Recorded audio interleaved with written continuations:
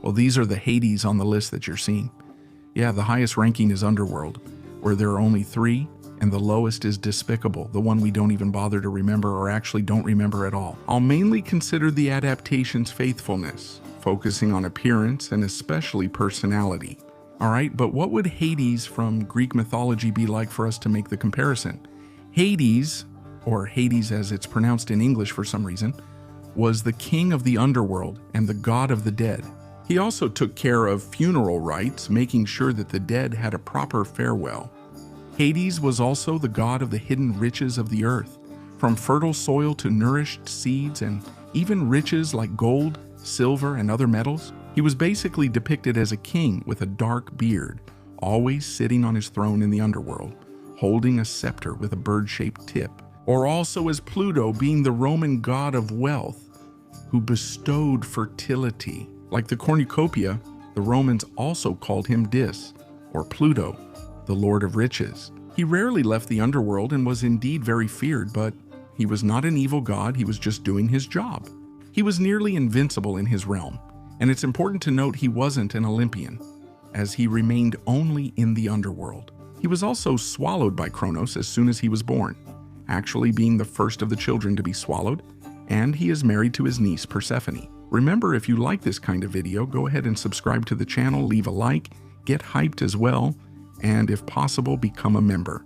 And don't forget to share the video because it helps me a lot. DC's Hades, well, it's like this. I don't know that much about comics, so I'm going to do some research here. If I say anything wrong, feel free to correct me in the comments. Well, in the comics, there's that thing where everything gets rebooted all the time, right? The universe restarts, the stories start over, and all that. As a rule, Hades is one of the members of the Olympian gods, the immortal children of the Titans Kronos and Rhea. Along with his brothers Zeus and Poseidon, the 3 of them kind of ruled a very significant part of the ancient world. As the god of the underworld, Hades had dominion over the spirits of the dead, and his realm was divided into 4 subsections. Tartarus, the abode of the damned, the Asphodel Fields, the Elysian Fields, and the Isle of the Blessed. Hades rules these realms with his niece and queen, Persephone. Aside from him being one of the Olympian gods, the story is quite similar to the mythology. DC's Hades has stories that change a lot.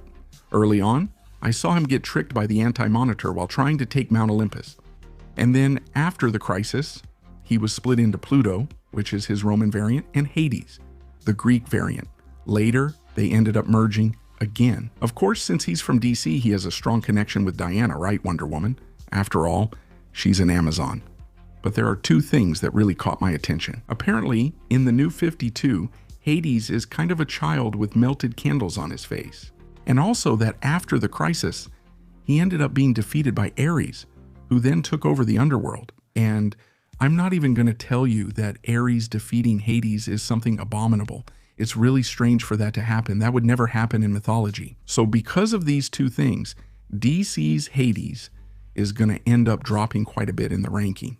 In terms of appearance, even though he's pretty cool, right? There are some really awesome designs except for pre-crisis when he's basically Zeus. In the post-crisis era, he shows up wearing a top hat and an overcoat and everything, which is stylish.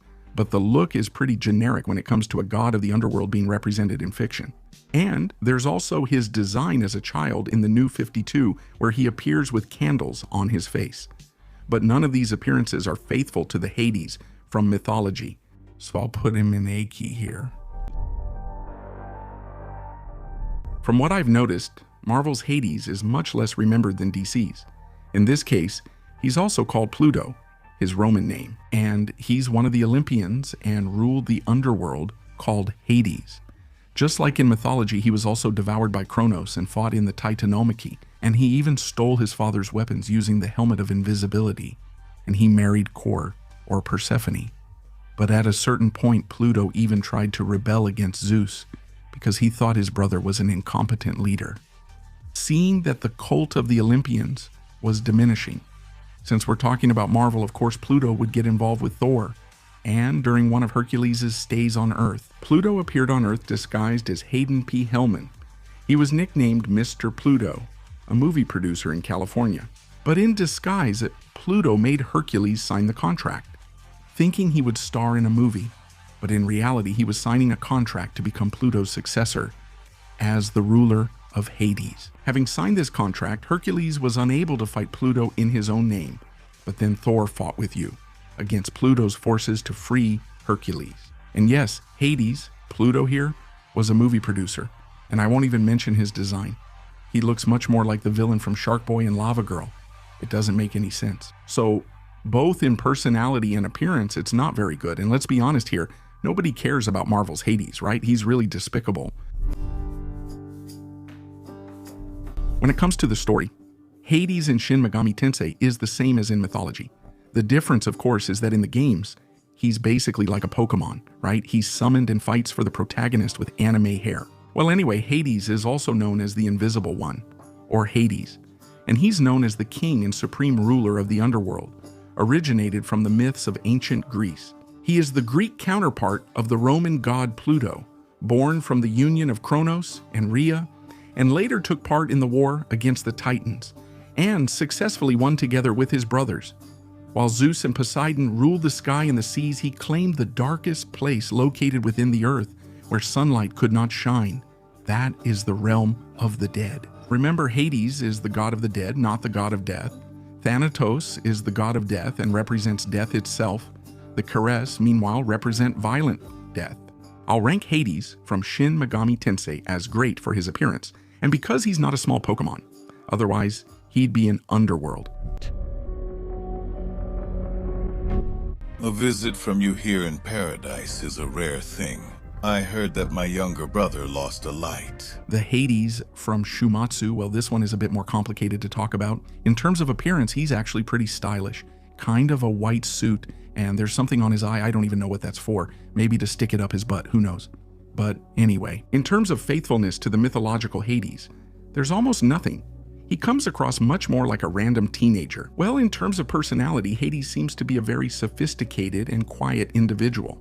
At the same time, he is a very respected and feared god by the Greek pantheon in both the anime and the manga, especially because when he loses, Hades immediately gives up his seat to him. And when he enters the arena, all the gods stand at attention. How long are you going to keep sitting there? That's my seat. He loves his younger brothers, and he firmly believes that it's his duty as the eldest to kind of watch his brothers' backs, and even to avenge them if something bad happens, like he did when he entered the arena. No, when he entered Ragnarok itself, to avenge his brother Poseidon, who had died. And even though he himself is a king, he believes that Poseidon is much more worthy of that title. And having said that, right, only in Ragnarok would something like that actually happen. Only in Shumatsu, since it's unlikely the mythological Hades would get involved in that. And let's be honest, guys, if I put the Shumatsu Hades up on the screen without saying that he was Hades, I think a lot of people, especially those who haven't seen the anime or read the manga, wouldn't guess who he is. So he's going to Despicable. Welcome. In your honor, I brought an offering. Well, this Hades here is also from DC, but from the Justice League animation, from that series that used to air, for example, on Pode Bodim Compania. In fact, I have a video here on the channel kind of analyzing this whole episode that involves Hades. Well, anyway, to sum it up, basically Hades ends up being summoned by Faust over there in Themyscira. Basically, according to the cartoon, he was kind of banished to Tartarus after joining the Titans to go against the Olympians. Olympians. After the betrayal, Zeus threw Hades into the abyss of Tartarus, where he would rule over the dead for all eternity. Apparently, he also had a relationship with the Queen of the Amazons and may have fathered Diana as a result. Would my dear Hippolyta be here to receive her lord and master upon his triumphant return from you-know-where?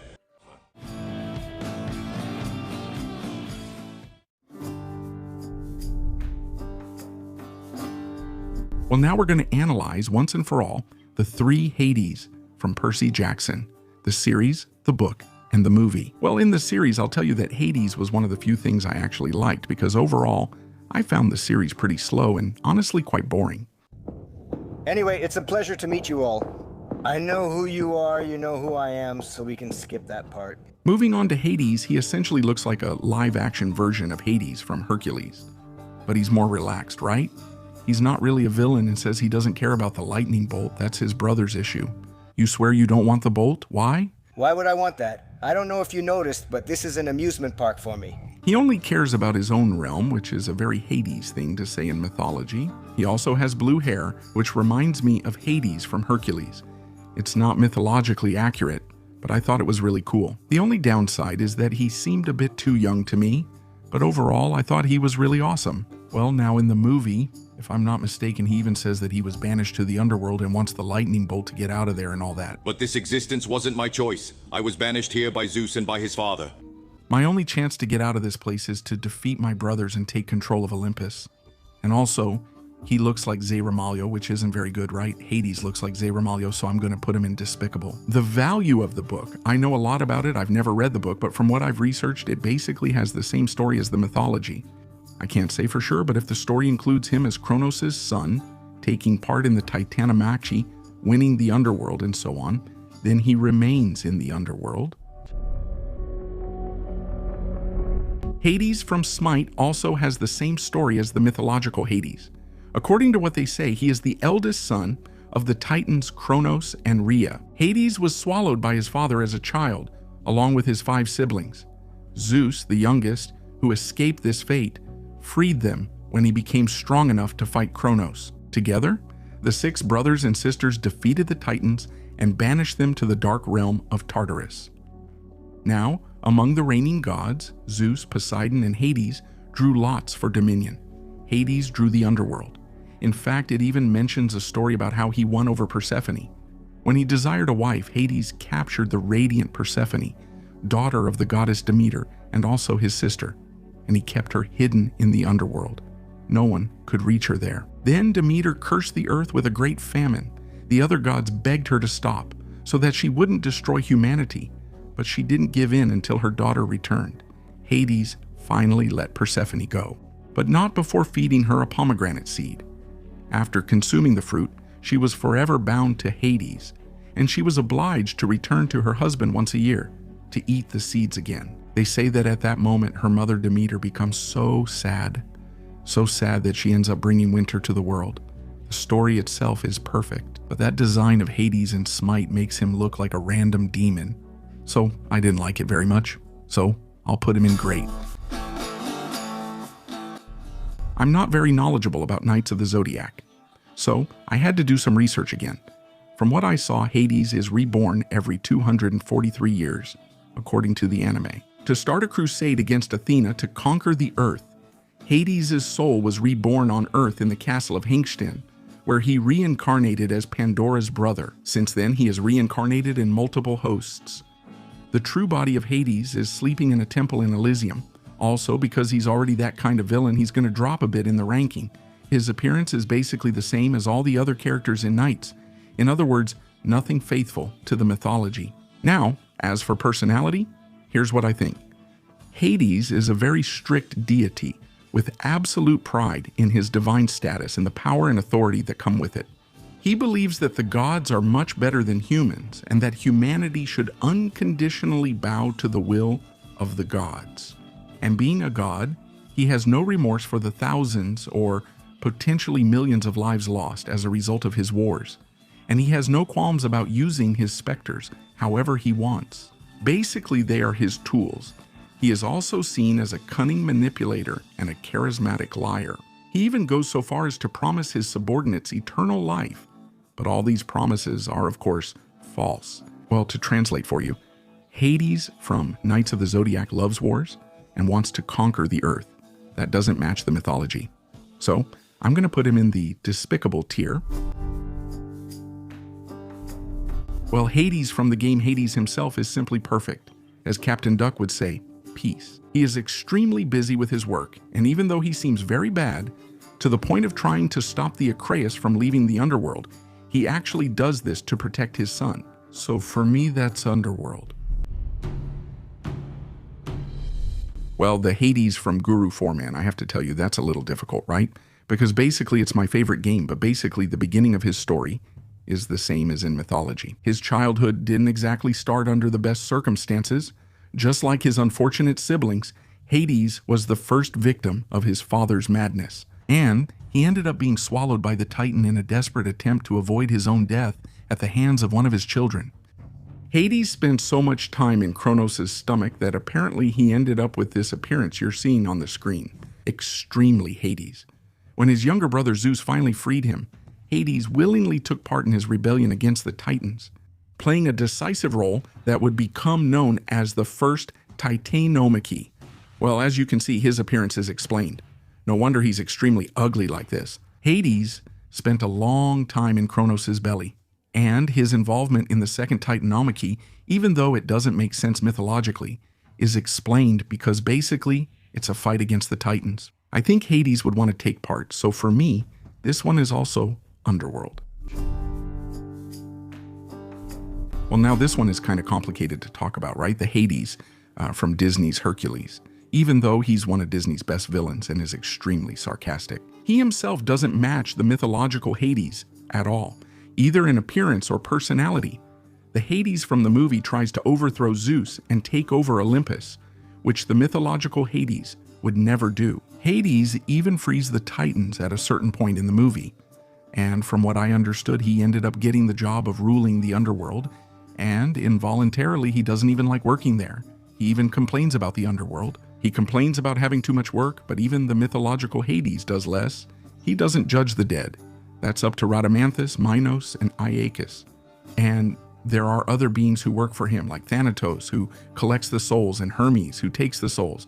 About his appearance, I don't even need to mention it, right? He has blue hair in the Disney movie. So even though the Hades from Hercules, again, just to repeat, is a good villain, in terms of faithfulness to the mythological Hades, there's basically nothing. But out of respect, especially because nowadays when we talk about adaptations of Hades, that's the one that comes to everyone's mind. There are a lot of people, so I'll put it in the great category. I'll choose between awesome or great, and you'll see it on the screen. The Poseidons, those ones you see on the screen. And the ranking goes from tier S, which is the best represented in my opinion, all the way down to rank D, which is a flop, a piece of junk, and just to make it clear here, I'll consider the Neptunes and the Poseidons on the list as the same thing. Because, you know, the media interpreted it that way. So there's not much I can do. Let's start here with the comics, right? From DC Comics, where Poseidon is one of the many divided deities in DC who is based on the Greek god of the same name. And he's connected to several heroes that you can probably imagine, right? For example, Wonder Woman, who is an Amazon. There's no way she wouldn't be connected to Poseidon and to Aquaman. The beginning of his story in DC, at least the very beginning as far as I've seen, is exactly like the mythology. He's the brother of Zeus and Hades, and he also ended up helping to defeat Kronos when the Amazons managed to free themselves from slavery, which had been partly organized by Ares, and the founders of the Amazonian people received help from Poseidon. He was very angry at the god of war, and that's why he parted the sea to create a path to Themyscira, allowing the Amazons to get there and escape from Ares. At another time, while Hawkman was fighting against some underwater creatures called Kogatos, Poseidon helped to fight them. In another story, with the help of Proteus, Poseidon gained the ability to see the future and became interested in Mera, who is basically Aquaman's wife. And apparently this Proteus gave Poseidon some time capsules so he could travel through time. And with that, Poseidon kidnapped Mera, but Aquaman ended up taking one of those capsules and followed him, right? After all, he didn't want to lose his wife. And with that, Zeus ended up proposing a contest to recover a golden apple from the bottom of the sea, with Mera being given to the winner. And despite Poseidon's cheating, Aquaman ended up winning. But Poseidon didn't accept it that easily. Poseidon ended up taking Mera and escaped through time. But with Zeus's help, Aquaman and Aqualatus followed him, and they saved Mera and Poseidon himself from a creature created by her. Poseidon then promised to change, saying he wouldn't kidnap anyone's wife again. But that's clearly a lie if you know the Poseidon of mythology, right? And after that, in other stories, Ares was defeated there by Wonder Woman, and Poseidon was among the guys there who celebrated it. Diana ended up dying or getting badly injured during the battle, and Zeus ordered Poseidon to take her to the depths so she could heal. At another time, the gods, Poseidon's gods, met over Kronos' corpse, and they reviewed their pact. Now in the new 52, Poseidon reappears when Wonder Woman goes to the River Thames to talk to him. He appears in front of her in a weird and hairy sack, and he senses that Zeus's blood is in Diana, but he ends up warning her that her alliance means nothing after Zeus's death. He also demands that she get out of the way, and recognizing Poseidon's right to the sky, Diana warns Hera that Poseidon has already claimed that domain, and Poseidon gets furious, lifting Diana by the neck there in front of the citizens watching the bridge. And he doubts that Hera really wants to take the throne of Olympus, and he promises to make her kneel if it's true. So this would essentially be an adaptation of the rebellion of Olympus story, right? And Poseidon also ends up stating there that the world has already been divided among the three brothers, the sea, the sky, and the underworld, and the rest would kind of be leftovers for the other gods. Now he has the power to destroy those leftovers or leave them as they are, letting the other gods decide. This Poseidon from DC, I think he's actually pretty cool, okay? At least in terms of personality, he really reminds me of the Poseidon from Mythology. Of course, depending on the writer and the comic, that can end up changing. And even Poseidon's design can end up changing. He might look like that classic Greek god design that most media uses, right? Which is an older guy with a white beard. Or like in the classic story I told you about when he's kidnapping Mera, he shows up there with a black beard and looking younger. He has super speed, super strength, shape-shifting, immortality, basically the basic powers of a god. I'm going to put him around there, I think in B. I think that's a good spot because there's still something missing for him to be a better Poseidon. And in Marvel, we have Neptune. And at least from the research I did, apparently they really combined Roman mythology with Greek mythology. Because in this case, they show Neptune as being the brother of Zeus and Pluto, which is actually Hades, but the Roman version. And he has the sisters Hera and Vesta. Here, Vesta is Hestia in Greek mythology, and they also left out Ceres, who is Demeter. And apparently Neptune would also be responsible for the evolution of certain beings, the Homo mermanus, or fishmen, also called mermen, if you prefer. And he would still be worshipped by the Atlanteans, unlike many other Olympians, who have few or no worshippers on Earth. And about 1,000 years ago, Neptune destroyed an Atlantean cult dedicated to the god set. He supposedly lived for many years among the Atlanteans as their protector. In modern times, Neptune sent Namor, who was the Submariner, basically Aquaman, but from Marvel, on a mission to recover his trident and restore his right to the throne of Atlantis. They appeared before him at various moments. After that, Neptune appeared among the Atlanteans themselves. He said there that Namor would be the true ruler of the place, and also at that moment, he would have healed Namor. And he even transformed a normal horse into a giant seahorse because it was drowning there in the waters. At another time, Neptune kidnapped Namor in Atlantis and took him to Hades at the request of Zeus, who blamed the Avengers for Hercules' poor physical condition. In other stories, after the death of Zeus, Neptune and other Olympian gods returned to live on Earth. But since he was weakened, he was kidnapped by Hippolyta and her Amazons, following a plan by Hera and Pluto. And they began to give in to their actions there in the group of Olympians, making it easier to seize power. The Amazon princess Artum also forced him to reveal the location of the Omphalos, which would be the stone that Kronos ate instead of Zeus. And in this case, the Omphalos actually exists in mythology. Neptune ended up being rescued by Hercules, Namor, and Namora. I'll be sharing this with you here. I haven't read any Marvel comics about Poseidon or Neptune, so I'm not sure about his personality, but based on the story summaries I've seen here, I noticed some aspects of Poseidon returning. Poseidon is angry and furious, acting before thinking in mythology. Of course, in this case, they also combine Neptune. He has a little more self-awareness than Poseidon, let's put it that way. But even so, I'm going to leave this one at C, below DC's Poseidon. Now let's move on to the Poseidon from Clash of the Titans, who was the middle brother between Zeus and Hades, and also the son of Kronos. He and his brothers would have rebelled against their father after Kronos tried to kill them. And during this war, the gods worked together with the Cyclopes and built their powerful weapons.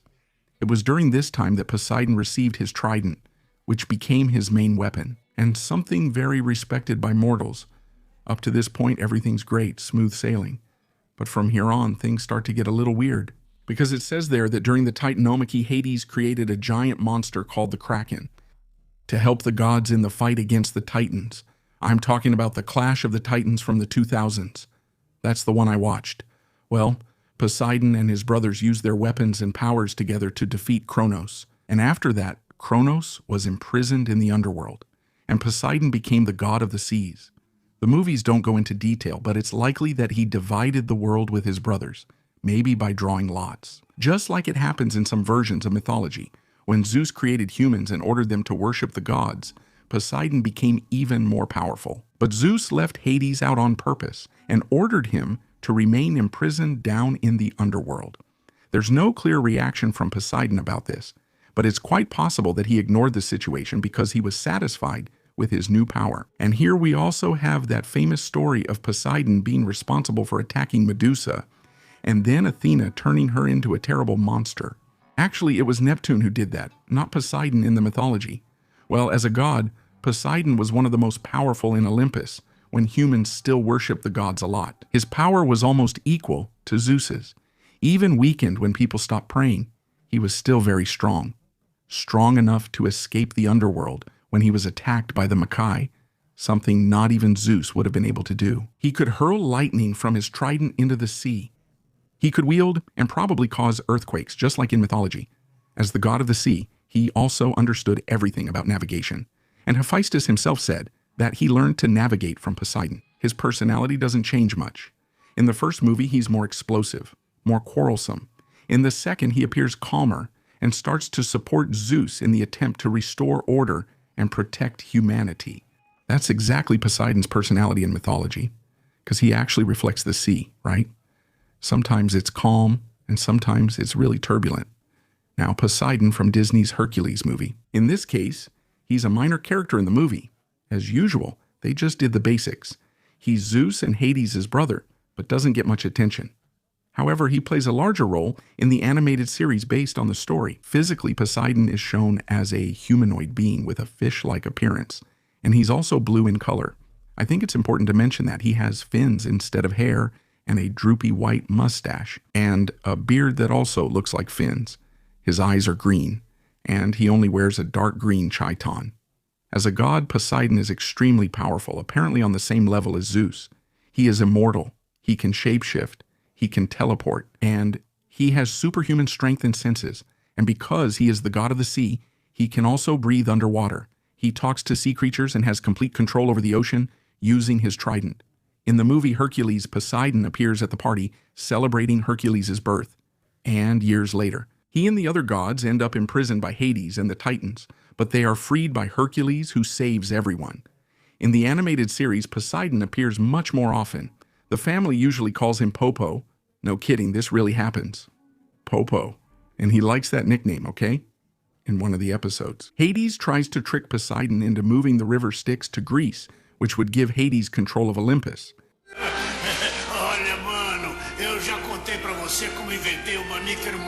Poseidon shows up a million times.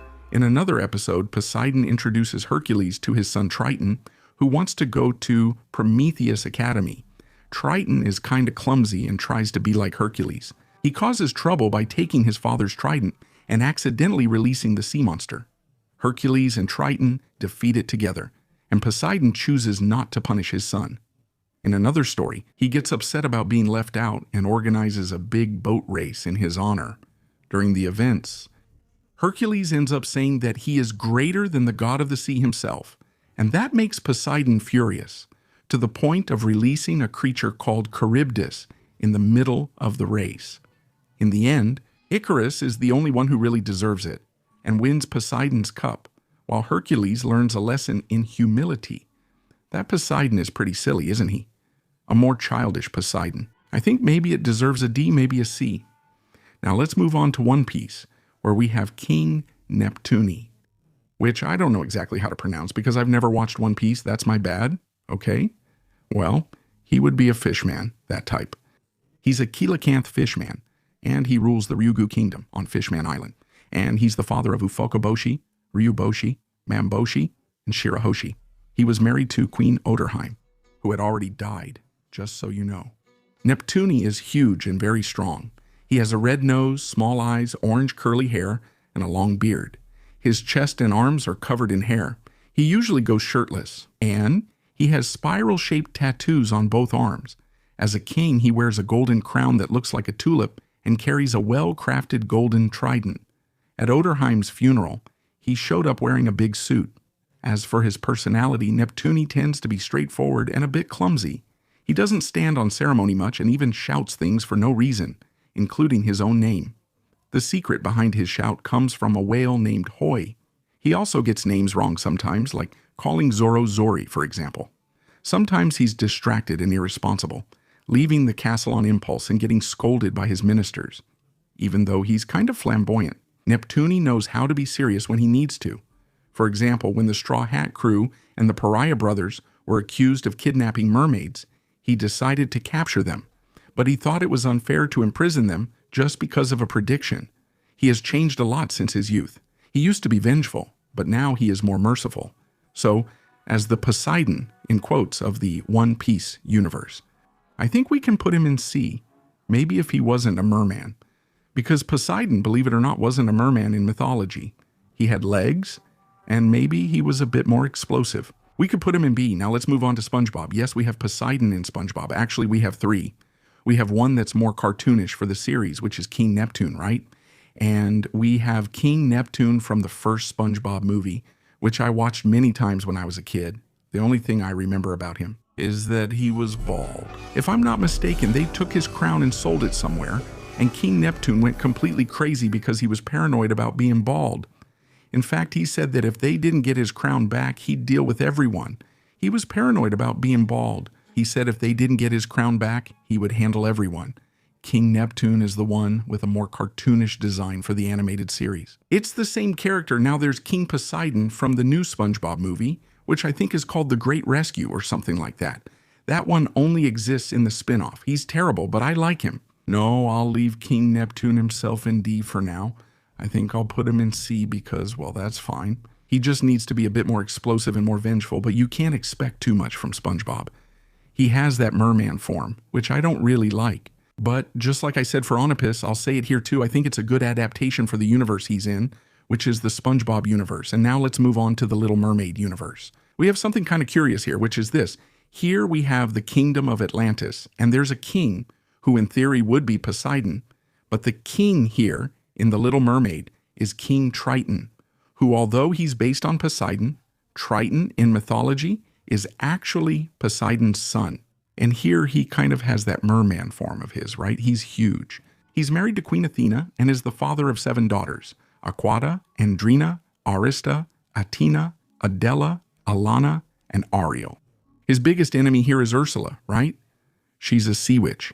In the past, she was part of King Triton's court, but she ended up being expelled from the kingdom, and since then she's been looking for a way to get revenge on him. I didn't really understand why they named him Triton. I don't know why they didn't use, Neptune or Poseidon. It's hard to ignore that, right? So I guess I'll just leave it as it is, right? He's not that explosive. He's kind of strict at times, but in the past, he was more loving. So I ended up, whether I wanted to or not, putting him in D. Now let's move on to Percy Jackson, which might have the most well-known Poseidon in the media. He's the Greek god of the seas, storms, earthquakes, droughts, floods, and horses. As always, he's the son of Kronos and Rhea, and he's one of the big 3, alongside Zeus and Hades. And his Roman equivalent is Neptune. In the Percy Jackson universe, he's the patron god of Corinth and of Cabin 3 at Camp Half-Blood. Well, Sally Jackson describes Poseidon as tall, handsome, imposing, but at the same time with a calm demeanor. He usually appears dressed simply, wearing sandals, shorts, a Hawaiian shirt, and a fisherman's cap. When he wants to impress, he wears shiny green clothes and even crowns made of shells. His appearance changes according to the state of his kingdom. When the sea is in chaos, he may appear aged and tired, and when it is strong, he returns to normal. More handsome, with more defined features, and younger looking. Well, Poseidon is Percy Jackson's father, everyone knows that, and the two are very similar with sea green eyes and black hair. Percy inherited some of his father's charisma, and I'd love to know what charisma that is, or where they got that from. Though Poseidon is proud and stubborn, Poseidon is seen as more balanced and patient than Zeus. But that's questionable, since Poseidon isn't really like that. No, he really does care about his children and tries to guide them whenever possible, even if indirectly.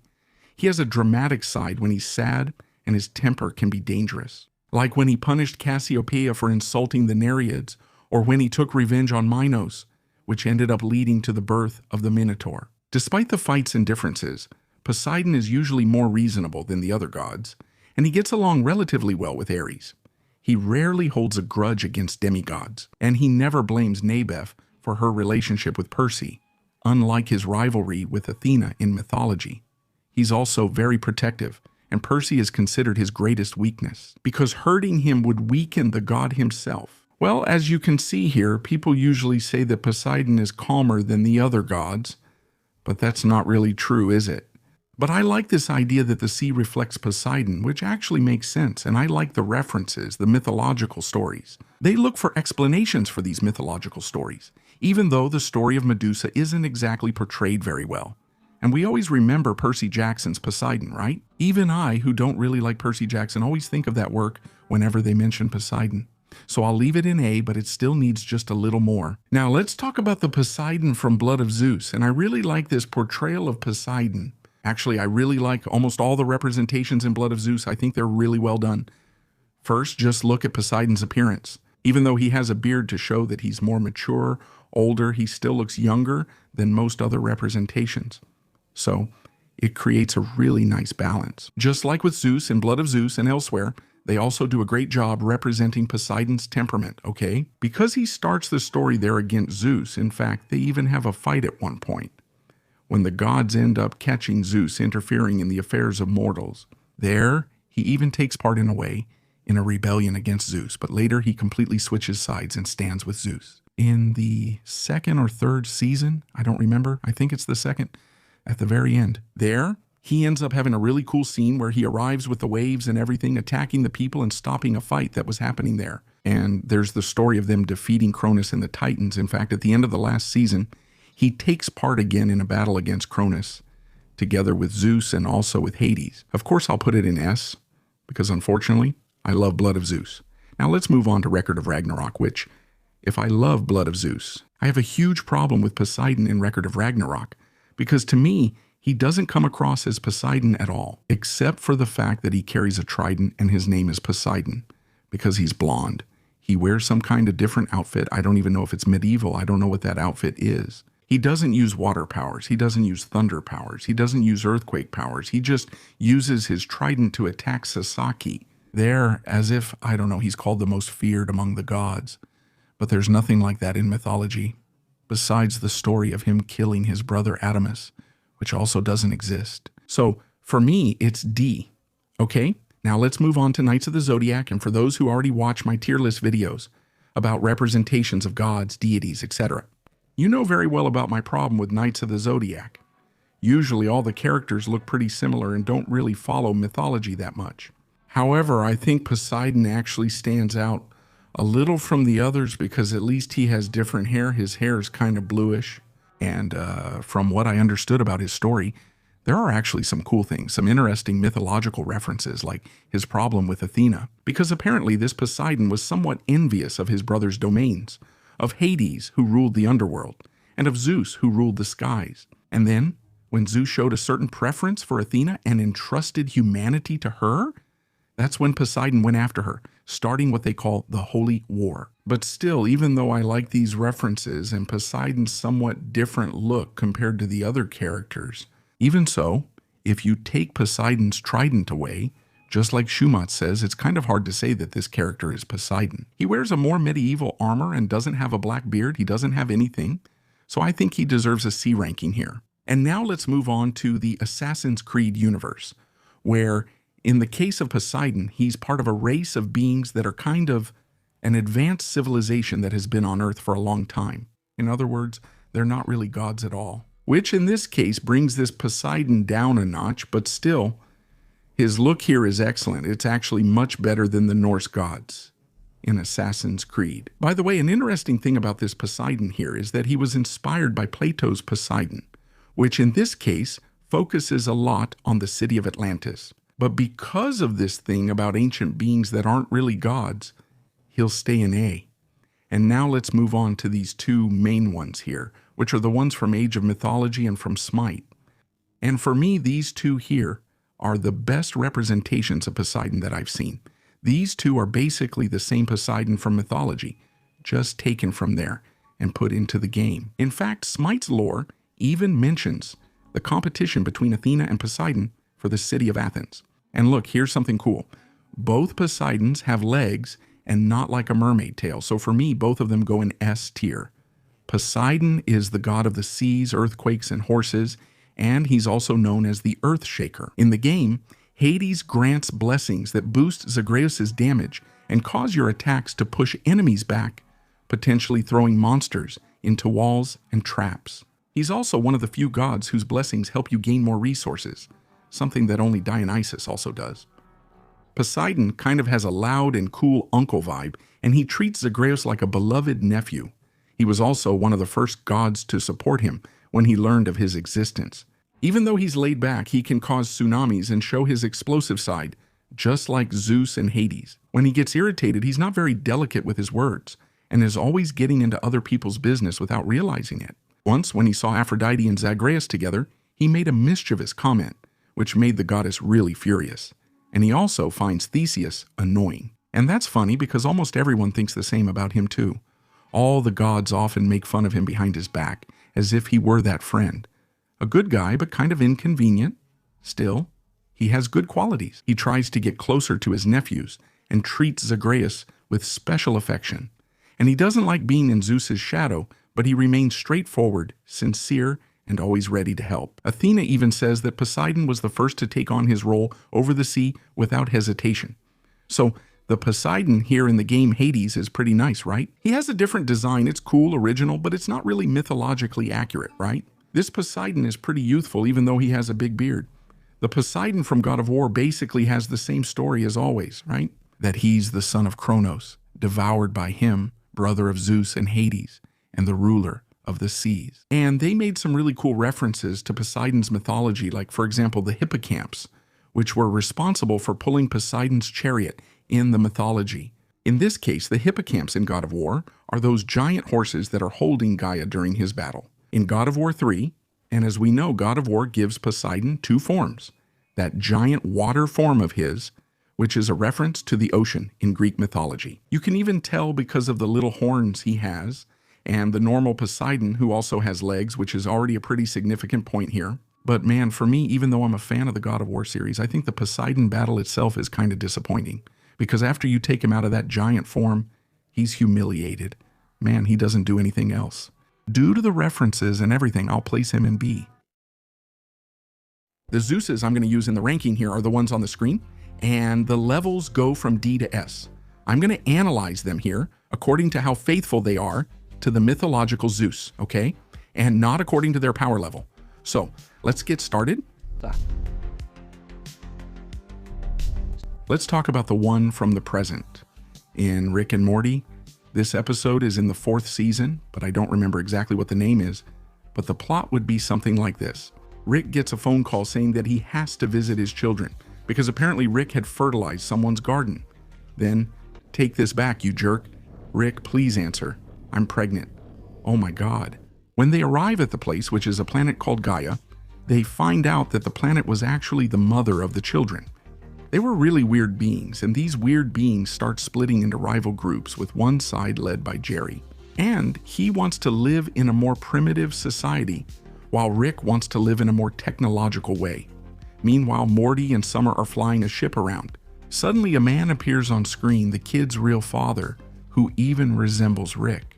I don't remember if he's actually called Zeus in the episode, but he's clearly inspired by Zeus, right? He gets into a fight with Rick and beats him up, but ends up dying as soon as Summer and Morty hit his head with the ship. So I'm going to leave him in C because I actually like the idea of Zeus being an alien in the show. But he's not really Zeus, right? He doesn't even get that exact name. He looks like Zeus, smells like Zeus, but I don't think he's exactly Zeus, so I'll leave him in C. This one, believe it or not, is one of the most responsible Zeuses out there. He appears in the episode from the 13th season called Tales from the Public Domain, where they do a parody of the story of Odysseus. And when Odysseus, who is Homer, says he shouldn't make sacrifices, we're taken to Olympus. And there is Zeus, who is actually the mayor who says he will teach the mortals a lesson. Then Dionysus, who is Barney, throws a lightning bolt at the earth out of nowhere. Zeus then scolds him, and Dionysus says that Zeus used to be fun, that he misses that about him. When he used to turn into a cow to hit on women, a reference, of course, to when Zeus actually turned into a cow or bull to hit on mortal women. Zeus even says that he has matured and that Dionysus should do the same. It's Zeus. Okay, but I don't think Zeus would say that he has matured. No, actually, he would really come down to earth, turn into a cow, and hit on another woman, so I'll leave it at B. In South Park, and yes, we have Zeus in South Park, Zeus is the king of the gods in Greek mythology. He appeared as a member of the Council of Nine in the Imagination Land trilogy, which in this case, Imagination Land, imagination and, well, South Park stuff with religion. He gets killed. When Imagination Land is blown up by a nuclear missile, yeah, a nuclear missile, how did an attack happen in Imagination Land? It's complicated to explain, but he kind of came back to life when Butters imagined Imagination Land. And just like it was before the explosion, he showed up with white hair, a white goatee, a white beard, kind of buff, wearing Greek clothes, in short, Zeus. Pretty basic in terms of design. He's not much of a warrior since he runs from battle, so I'll put him in C, ahead of Rick and Morty, because at least he's called Zeus. Zeus from Monica's gang isn't that well known or remembered. He's big, almost the size of Hades, has white hair, his hair is also long, and his eyes are blue. He wears a red headband, a light blue skirt, brown sandals, and leather bracelets on his arms, and he doesn't wear a shirt. His personality varies a lot depending on the story. He can be nice or sometimes a bit mean. He also reminds me a lot of the mythological Zeus, in terms of both design and personality, but as I said, it's not that remarkable, so I'll leave it at A. From what I researched, Zeus doesn't have an appearance that really shows what he's like in the anime. In his introduction as the sovereign of the skies, Zeus is seen as a man, elderly, with long white hair and beard, and has a slim and athletic physique, pale skin, and pure red eyes. As for his attire, he wears what appears to be a combat armor, adorned with two suns on the chest area, along with a helmet and a combat skirt. The predominant colors are red and gold, although the torso area is a bluish-gray color. Over his body, he wears a long cape that covers most of the right side of his body and his left forearm. He wears a bracelet that matches the rest of his outfit. Although his true intentions are basically unknown, Zeus believes in true justice, although it's impossible to determine more about his character. He apparently did not tolerate conflicts among his equals and maintained control over all the other deities. Preventing their disputes from reaching epic proportions, he ensured the general order of the world by distributing and applying his justice. However, a mention of Thanatos says that Zeus, in a way, desires power, which is evident in his title as king of the gods, and his resentment toward Poseidon for being the only Olympian who didn't bow to his authority. Well, since he never really appeared, I can't make it clear what I think about Zeus and Saint Seiya, but judging by his whole personality, he seems to match the mythological Zeus quite well. So I would put him in A. But since I know Saint Seiya, I believe the real Zeus's appearance is probably pretty generic, with a generic armor. So I'll put him in B. Here, he has very little screen time. It's the Zeus who appears in the hated and beloved Justice League movie. Even though he appears only briefly, I found something about him, about his story. Zeus, also known as Jupiter by the Romans, was the king of the old gods, worshipped by the Amazons, Greeks, and ancient Roman civilizations. He was the father of several children, including the god of war, Ares, the goddess of the hunt, Artemis, as well as demigods like Hercules and Wonder Woman, Diana. When all the other gods were killed by Ares, Zeus fought and was able to defeat and seriously injure Ares, leaving him weakened. After using the rest of his power to create what is called Themyscira, where the Amazons could live hidden from humanity and from Ares, Zeus died in the process. Although he died, his legacy endured through his daughter Diana, known as Wonder Woman, and the wizard's powers. Shazam and his champions, the Shazam family, who were able to harness part of Zeus's power for their own use.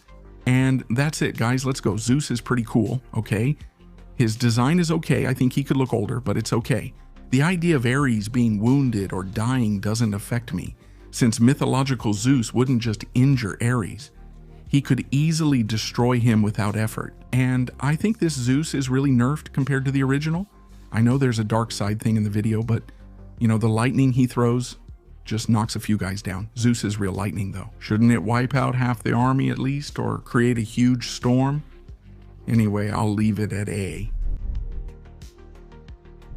The movie, in terms of fantasy, has a part with a Greco-Roman setting, and then a storm starts to happen and scares off several creatures, some of them even mythological like centaurs. We see the effect there, making lightning for him. And then Zeus appears with a weird, psychopathic look, throwing everything down to earth. And then he even relaxes and takes a nap. Nene. Well, he doesn't have that much depth. He serves more of a climatic function than anything else, so I'll put him in B. This is the Zeus from a commercial, simply played by Schwarzenegger. Schwarzenegger, MV. The story of the commercial is basically Zeus retiring along with Hera, and every now and then, he has to use his powers to help others with silly things. It's kind of funny and even cool, but Zeus in the contemporary world, I've seen that a lot, so I'll leave it in C.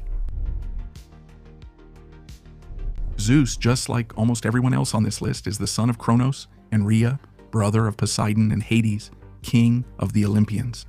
Zeus appears in the most Greek way possible, and even quite paternal in contrast to his brother, Hades, who is pretty rough, at least in the beginning. However, that's just, as I said, superficial. While his brother Hades is well-intentioned and fair on the outside, Zeus is the opposite. At his core, Zeus comes across as quite cunning and arrogant. He seems to have a very strong superiority complex, with the biggest ego of all the Olympians. Zeus tries to act like a benevolent god, but even his acts of kindness actually have a motive behind them. He isn't afraid of the consequences of his actions and never takes responsibility. He seems unable to recognize that he was involved, doesn't listen to others, and is always making fun of serious matters. Zeus tends to act compassionately towards Zagreus, offering incentives, but he's also so egocentric that he forces everyone to say something good about him, about how he's the most elegant, powerful, and divine of the gods. And he can joke with his nephew about having a heavenly revenge if he accepts another favor. Anyway, for me, Zeus in the game Hades is almost perfect in both design and personality. The swagger he carries in his image is really good too. And of course, he has the arrogance of the mythological Zeus in Clash of the Titans. Zeus immediately shows one of his main traits, coming to Earth and sleeping with a mortal woman. And after that, he spends the rest of the movie trying to help his son Perseus, the bastard who makes him look really nice. He's even manipulated at one point by Hades, who tells him to release the Kraken. That way, it would make mortals learn to fear the gods again, to respect the gods, but actually it was so Hades could spread fear and become stronger. And the weaker Zeus even has a scene where he's kind of paralyzed after Hades releases the Kraken and everything, which is kind of weird because Zeus being tricked and manipulated just doesn't really fit. And in Clash of the Titans 2, still in Clash of the Titans 2, he even teams up with Hades. I think this nice Zeus is kind of weird. I don't really like him. I'm not a big fan of his armor either. Also in these movies, it's all shiny. I'll keep him in B, and remember there's an analysis of the first Clash of the Titans movie on the channel. So let's move on to Zeus from Percy Jackson in the 3 adaptations, the movie, the series, and the book. In the first 2, he appears very little in the movie, if I'm not mistaken. He doesn't have much importance. He shows up more in a conversation with Poseidon. Anyway, and when he does appear, if I didn't know, I wouldn't even guess he's Zeus. He doesn't have any presence, doesn't have the look, doesn't have Zeus's powers, doesn't have his manner, doesn't have his personality. Anyway, I don't really like these versions of Zeus from the movie and the series. You can kind of feel Zeus's power and importance even if it's in a very short scene. Well, for the movie, I'd put him in D, and for the series, in A. Now, about the book. From what I've seen, Zeus has a certain egocentrism, the presence, his famous hypocrisy, and even some narcissism. So I'm going to put him in S. There are also those versions of Zeus from the movie Immortals, but honestly, there's nothing to say about them. He doesn't even have a beard. You can't even tell that's supposed to be Zeus, actually. That guy there. For me, he's going to stay in D. I have an analysis of the Hercules movie here on the channel. And if you've seen it, you probably already know what I'm going to say. Basically, at the beginning of the movie, we can already tell what the gods' personalities are like. In the movie, Hera, who in the original Hercules story is a villain, becomes a loving mother, and Zeus has a more fatherly appearance. He takes really good care of Hercules, actually, which is kind of weird because originally he cheats on Hera and has Hercules. Here, Zeus becomes an example of a father and a husband. To me, that's a mistake. Hercules had Chiron as more of a role model and got more help from Athena than from Zeus himself.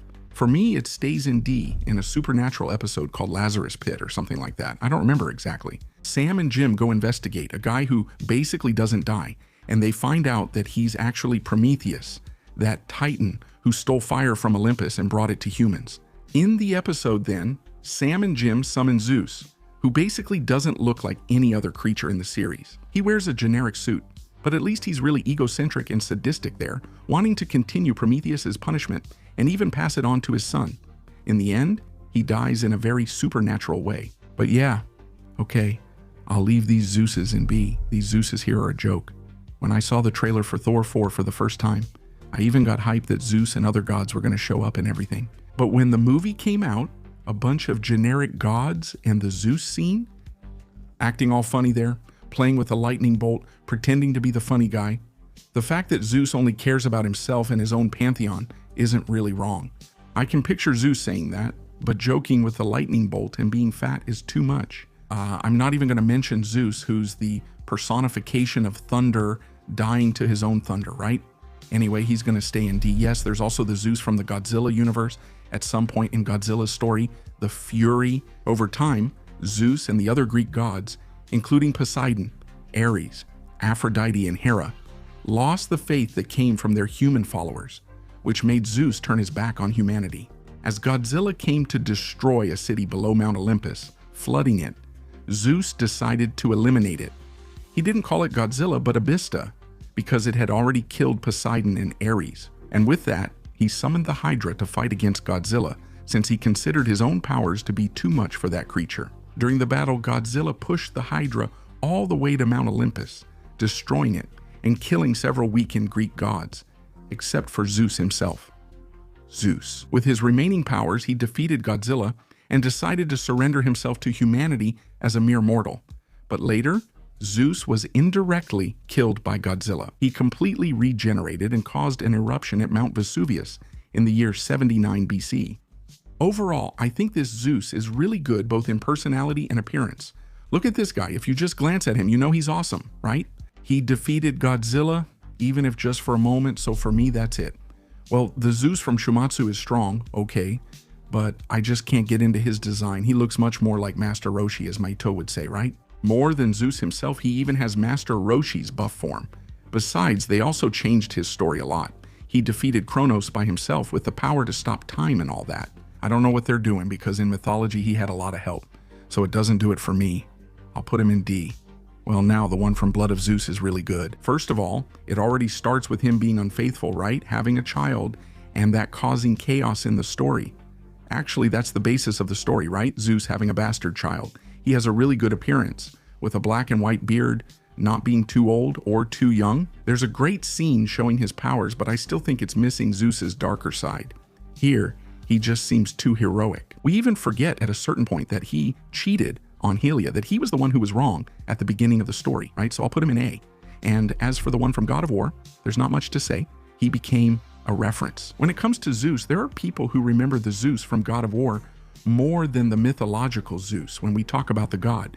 Anyway, you really feel his imposing presence when he shows up, especially in God of War 3, right? He's capable of doing anything to keep his throne in Olympus. And the guy is super egocentric. This Zeus is really good, both in looks and personality. For me, he's excellent. Well, Family Guy's a meme, right? There's not much to say about it now. These three here, if I'm not mistaken, these two are from anime, right? And in this one, Zeus is a woman, right? That's crazy stuff. I'm not even going to get into this one here. I don't recall where this is from. People on the live stream mentioned it, and it's from a game. Also, you can't say these three are Zeus. They look nothing like him. For me, it's going in D. Besides, this one specifically looks like a pervert. But anyway, if you've watched the video up to here, do you want this series of ranking gods, lenses, and everything else to continue? Leave a like, subscribe to the channel, and share the video, and suggest the next topic for the next video here on the channel. And it can even be a tier list video, okay? I'll see you next time. Thanks. Bye. See you. Ciao.